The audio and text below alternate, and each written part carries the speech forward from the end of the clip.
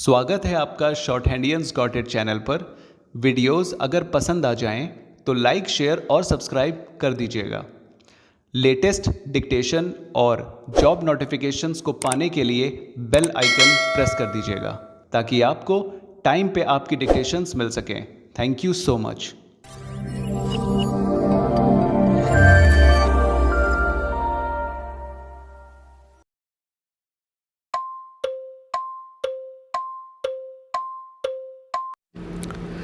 Ready? Start.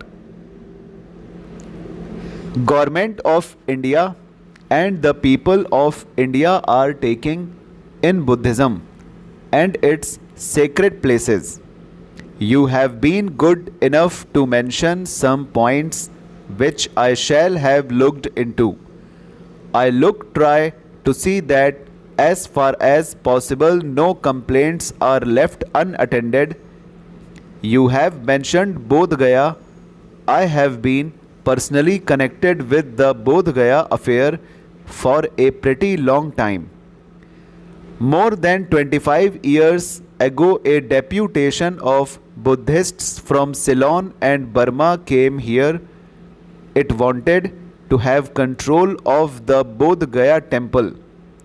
At that time, though the Congress had nothing to do with the government, it took up the matter and appointed a committee to make suggestions as to how best the Bodh Gaya temple could be managed in the interests of all and to the satisfaction of the Buddhists.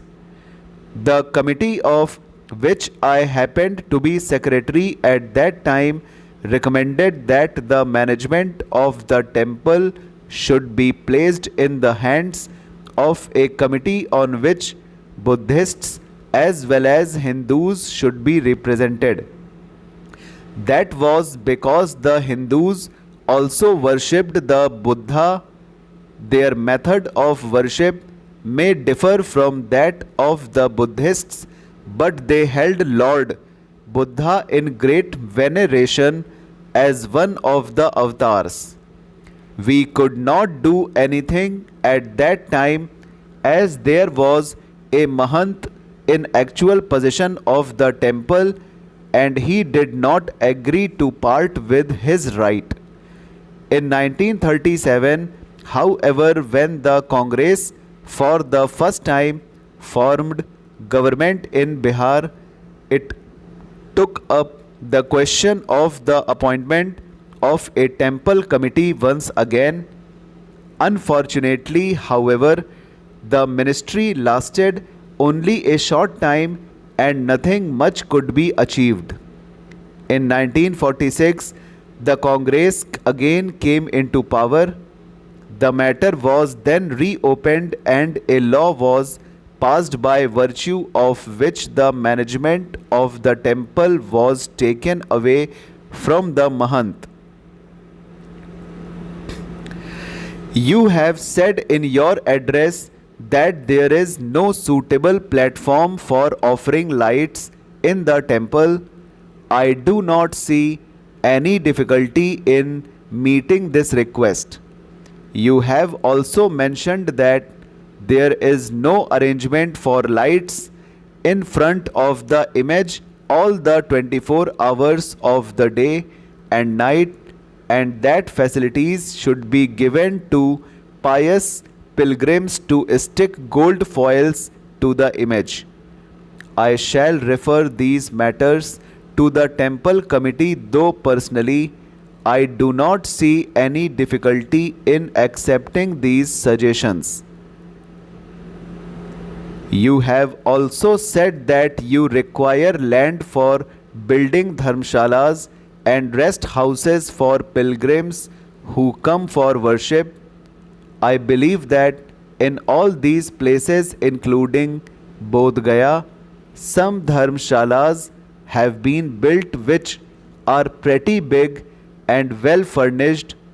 Some houses have also been built by the well-to-do people.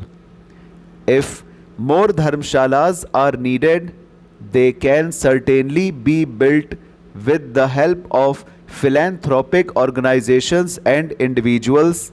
Being a thickly populated area, the availability of land may present some problem, but the government can always acquire land for an essential purpose. About Kushinara, you said that you saw some people digging out bricks from the stoop. As you know, all sacred places, including Kushinara, have been taken over by the archaeological department. They are therefore protected monuments, and anyone found damaging them is liable to prosecution under the ordinary law of the land. You have also mentioned that there should be stop. तो दोस्तों ये dictation आज की हो गई है, और जिस किसी को भी ऑनलाइन क्लासेस चाहिए हैं ऑडियो और पीडीएफ के साथ, वो पर्सनल व्हाट्सएप मैसेज कर सकता है। अबाउट सेक्शन में जाकर यूट्यूब के अबाउट सेक्शन में नंबर दिया हुआ है, आप व्हाट्सएप कर सकते हो और आपकी रिक्वायरमेंट बताकर आप डिक्टेशंस और पीडीएफ ले सकते हो। Thank you so much, bye bye.